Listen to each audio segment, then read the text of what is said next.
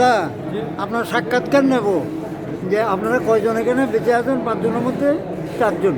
হ্যাঁ, 5 জন বাকি আছে। 5 জন আছে। ও আচ্ছা, আপনার নামটা বলেন। আবুল কালাম আজাদ, আচ্ছা, আপনার নামটা? নুরুল আমিন, রুহুল আমিন।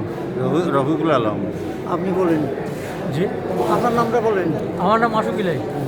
আপনি আমি মফিজুর রহমান গ্রুপের মুক্তিযোদ্ধা।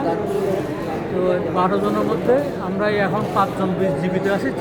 জীবিতের মধ্যে 4 জন এখানে।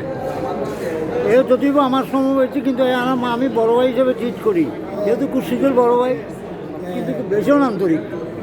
আর সিনিয়র তো আমার সিনিয়র, আমার বোনদের একই সিনিয়র হিসেবে আমি কিন্তু রেসপেক্ট দিই। কিন্তু আমাদের চলাফেরা কিন্তু একদম মনে হয় যে কেন আমরা একই সাথে, কিন্তু বয়সও আমার বড়।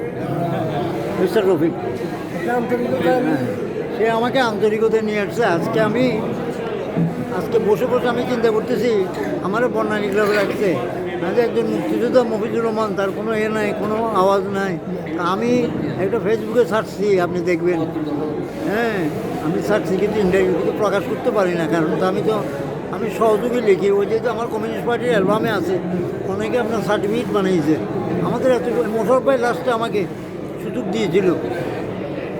প্রকৃত মুক্তিযোদ্ধারা কমলালিতে আপনার এখনও আপনার 70 জনের মতন তারা এখনও স্বীকৃতি পায়নি, যেগুলো আমাদের জুনিয়র এবং ওরা যথেষ্ট খেটেছে।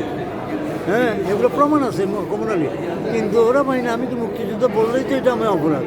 আজকে একটা কোরআনের বাণী আমি উদ্ধৃত করেছি, এখানে আমি ফেসবুকে দিয়েছি যে একজন মুসলমানের দেশ গড়ার কাজ হচ্ছে আপনার ইমানের অঙ্গ। হুবুবুল ওয়াতান মিন ইমান, অর্থাৎ স্বদেশের এটা কাজ করে আপনার দেশ গড়ার কাজ হচ্ছে ইমানের অঙ্গ। আমি ওইটা আমার বাণী থেকে, আমার ঠাকুরের থেকে বইয়ের বাণী থেকে নিয়ে এটা উদ্ধৃত করি।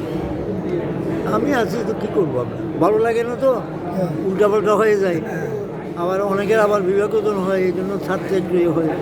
আমার তো কোনো অসুবিধা নেই। এই উপজেলায় আমি নেতৃত্ব করেছি আপনার 2000 আপনার এই থেকে 2003 পর্যন্ত। জামাত, বিএনপি এবং আওয়ামী লীগকে আমি হাইস্ট ভোটে আমি কিছু পরাজিত করেছি, এবং বাকির বই আমাকে পারে নাই, শুধু মানে গুলি করতে এই অবস্থা। একটা নির্বাচিত শেখ হাসিনার টাইমে আমার পিয়ন, আমার এমপি আপনার টিউনুর ঘরে আপনার দাওয়াত পায় যে মহিলোক আজকে এখন জেল কাটতেছে, আর আমাকে পাত্তাই দেন। আমারও বলে বিশ্রীকার। শুধু আমি আর মানিক আমরা কৌশল দিয়ে কারণ ভোট তো আমার।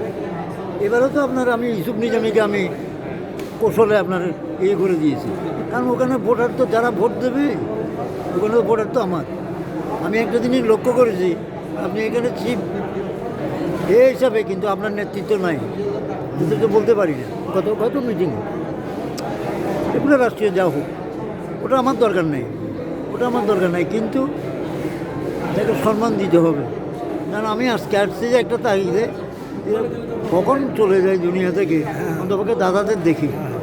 হ্যাঁ, বুঝলেন, যেই হোক তাকে যেন জান্নাতে যেন সে আলো ইয়েতে যেন দরবারে জায়গায় গিয়ে যেন শান্তিতে থাকতে পারে, এটাই আমার কামনা। দোয়া করেন।